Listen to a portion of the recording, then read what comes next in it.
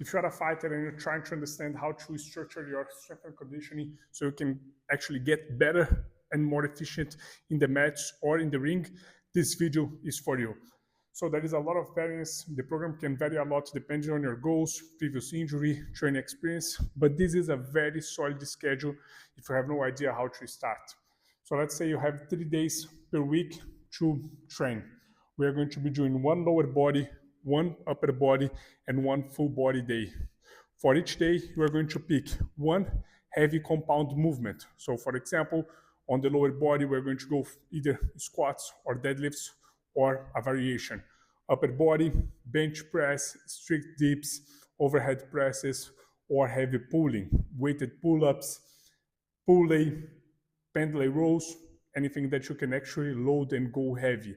On the full body, you can vary between another lower body day or an upper body focus. Of course, it's full body, but for the main exercise. Then we are going to go with a secondary compound movement. So let's say on Monday, I'm doing lower body. I picked squats, back squats as my main exercise. My secondary exercise is going to be a full body compound movement, let's say Romanian deadlifts, and that's going to also assist on the development of the main exercise. Then we are going to pick another 2 or 3 exercises, accessory isolation work. So anything that isolates the quads, calves, hamstrings, glutes, adductors, and we are going to be working on that. For the heavy compound movement, we are going to be going with heavy loads, let's say something around 80%, and we are going to be working with 2 to 5 reps. For the secondary, we are going to go again a moderate load. We still want to some reps in reserves, so you are not going to failure, but we're going to be working somewhat heavy, and we are going to keep the rep range between 5 to 8 reps. And for the isolation exercises, anything above 8 reps. We want to be picking exercises that make sense for the sports that we are competing and that fills weaknesses or gaps that we have on our strength and conditioning.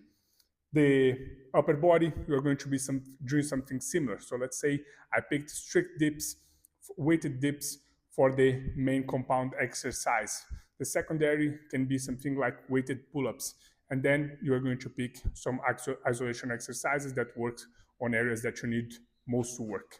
On the full body, you are just going to either pick, so let's say if you did the squats on Monday, you can now do a hip hinge here, deadlift, or let's say you did weighted dips here, a push movement, you can go for a pulling as a main exercise and progress on load there. Or you can even repeat if one of the movements is actually our weaknesses and you want to work on that. Now let's go for the conditioning part. We can keep on the lower body day, sprints. We're going to be working on that high intensity.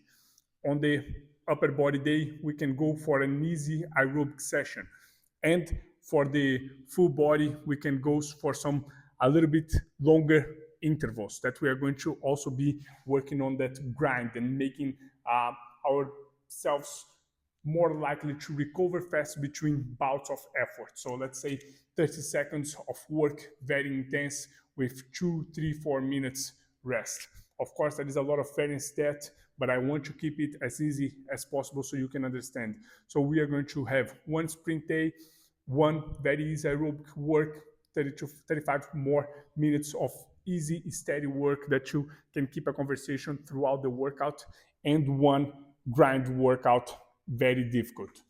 If that's too much for you, it's difficult to recover, what we can do, let's say also if you are a heavier athlete, you can either do those sprints on the bike, or we can remove one of the sessions and keep 2 conditioning sessions, especially if you are doing a lot of like sport specific conditioning, if you're doing a lot of sessions, BJJ, wrestling, kickboxing, Muay Thai, if you have a lot of training sessions that already taps a lot on the specific conditioning, we can keep those sessions in the gym a little bit less. 2 days, one very hard, one very easy, and that's going to help you bridge the gap. And you are going to be working at the gym on stimulus that is not going to be very common, that are creating gaps on your sports sessions. That's it, guys. it can be much more complicated than that, but if you have no idea where to start, this is going to be a solid foundation. If you have any questions, just drop me a message, follow, and subscribe.